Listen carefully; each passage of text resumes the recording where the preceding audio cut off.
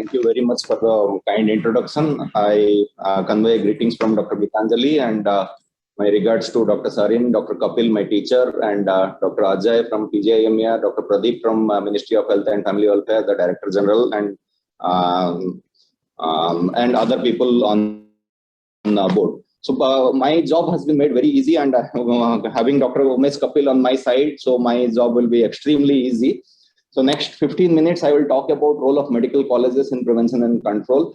My outline of presentation will be healthcare delivery system and medical colleges. I fully understand this is a non-uniform audience, so I'll touch upon the healthcare delivery system and medical colleges in India, how they feature, involvement of medical colleges in national programs, case study from National Tuberculosis Elimination Program. We need to learn from the best practices. Involvement of medical colleges in NPCDCS, which Dr. Pradeep has already talked about, and what can be aimed for NAFED. So it will be a very quick presentation, but I will be available for any discussion on this. Manas has already talked about YY paradox. So Chittaranjan Yagnik is one of Indian physician who has talked about visceral fat, and we are all lean obese, and Odisha is also has coined the terminology, has given the terminology to medical sciences on malnutrition related diabetes mellitus. So we are lean, but we have preponderance, or we have more chances of getting diabetes mellitus and other metabolic syndromes. Dr. B.B. Tripaঠি's photo I could not place, a legendary physician who coined the term of malnutrition related diabetes mellitus. This is what the healthcare delivery system in India looks like in 2021 with Ayushman Bharat and Pradhan Mantri Jan Ayushman Bharat and PMJAY in place. We have the existing healthcare services. That is, the bottom of the pyramid is primary, which is sub-centers and primary health center. And there is a referral and gatekeeping, which is almost non-existent in India, and the secondary hospitals, which are 30-bedded hospitals, 3,200 to 200-bedded hospitals, which are at district and sub-district level.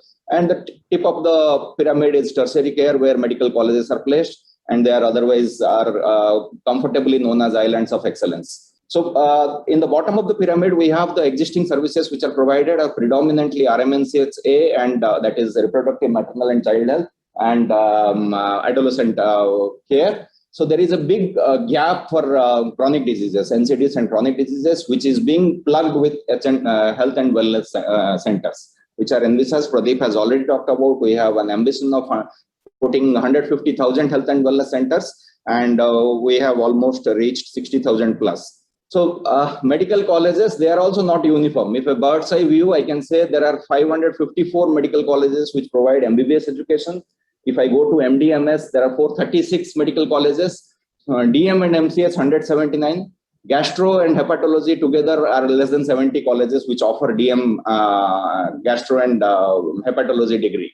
So reversing the trend, this was published in Niti Aayog and Hindu also. So now it's a level playing field. We have equal number of government and private hospitals, so the quality is at par. So when we look at medical college involvement, we have to see the paradigm change. What colleges without MD and MS can do, what colleges where there is a MD medicine or MD pediatrics or MD emergency medicine, MD community medicine are being placed, what will be their role, and where colleges there is a DM gastroenterology and hepatology. So one size doesn't fit all. When we plan, we have to be very careful when we are planning things. Health and Wellness Center, these are the expanded range of services. If you see number 7, screening, prevention and control, prevention, control and management of NCD and chronic communicable diseases like TB and leprosy, which has been added to the spectrum of services which were otherwise provided under the primary health care. The other things which are there, ENT and ophthalmic conditions, elderly and palliative care. So this brings us a portfolio that our health workforce will be shifting gears to manage chronic non-communicable diseases and chronic diseases which have a longer duration. Tuberculosis, leprosy has been HIV/AIDS are infectious, but they are chronic in nature. So there is a change of gear, and they are oriented towards chronic disease. So NAFED will be easily piggybacked into the existing portfolio of health and wellness center. These are some of the tools which are there. Expanded service delivery. There are other HR and other things, infrastructure, telemedicine, knowledge creation, and other things. But what I would say is that expanded service delivery, and you have a tele-linkage, robust IT system, which will be helpful, handy for the mid-level service provider to provide care for chronic diseases, including NAFLD. This is one of the seminal paper. Ajay would agree with this. This is by S.K. Sharma, Dr. Digambar Behera, Dr. S.K. Sharma from AIIMS, Digambar Behera from PGI-MER. Contribution of medical colleges to tuberculosis control in India under RNTCP, lessons learned and challenges. The first line I could not zoom, but you say medical college faculty who are academicians are seldom directly involved in the implementation of national public health programs. So as I told before, medical colleges are islands of excellence. When it comes to healthcare, they have a differential take on this. So tuberculosis is one of the programs which is now re-designated as National Tuberculosis Elimination Program, which has systematically involved medical colleges in the prevention and control. And this is one of the best program in the country. And my previous speakers have continuously successfully told repeatedly talked about that NAFLD, India is the first country to introduce NAFLD into the fold of NPCDCS. We are first in many things. We are first in blindness control program. We are first in the cancer control program. But success stories are from tuberculosis and HIV/AIDS. The programs which are we are partners, medical colleges and health systems are partners. And if you see the outcome overall at national level, medical colleges have contributed to 25% of the TB suspects referral for diagnosis, 23% of smear positive cases, 7% of DOTS provision, and 86% success rate among near smear positive cases. Adding on to this was published in 2013. Adding on to this, tuberculosis program has medical colleges have been used or instrumental in treatment of MDR TB and XDR TB and advanced diagnostics on tuberculosis. This is what the portfolio of medical colleges looks like.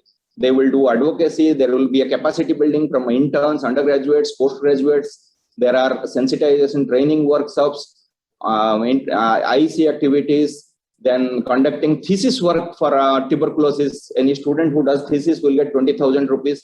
Mainstreaming tuberculosis, drug-resistant tuberculosis, formulation of DOTS plus committee. Every medical college will have a committee, core committee, which will include faculty member from tuberculosis and chest diseases, community medicine, pediatrics, medicine. So these are the microbiology. So general medicine, chest medicine, microbiology, and community medicine.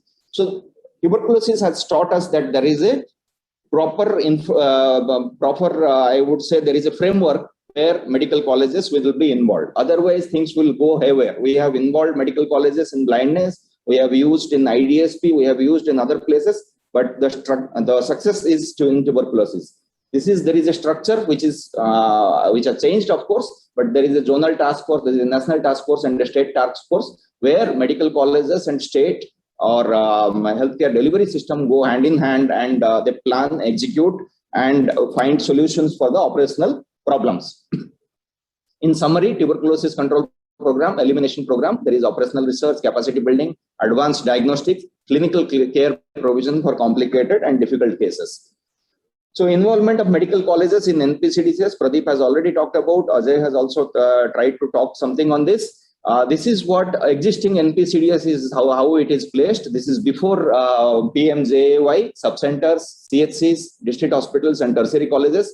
Subcenters, we have screening facilities for frontline health workers, health promotion opportunity screening. CHCs, we have NCD clinics where basic management of diabetes mellitus and hypertension. But there are other players in addition to NAFLD. There are people who are pushing chronic respiratory diseases, chronic kidney diseases. So the basket is going to be full. So we need to have a syndromic approach than more of a clinical approach.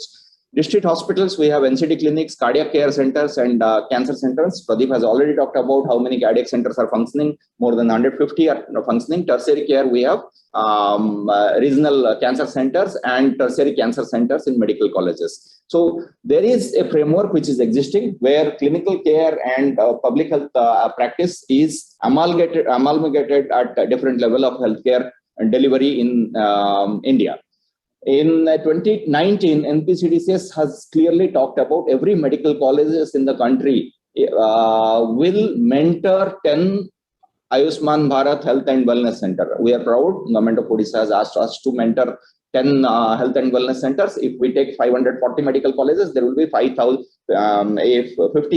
health and wellness center will be mentored, monitored, and which will pay dividends in the longer run. So there is a framework existing in NPCDCS program where the service units and there are different level of interventions which are already in place. If you see this same picture I have talked about, there is another pyramid which we talk in management. So there is a lower level of management, mid level of management, top level of management. If we put parallel, top level of management should not get into the clinical care. They should be engaged in strategic plans. They should design, implement, mentor, monitor rather than clinical care. The whole problem is we look at clinical care is the end of everything. Lower level management look at operational guidelines, and mid level is life skills or tactical plans.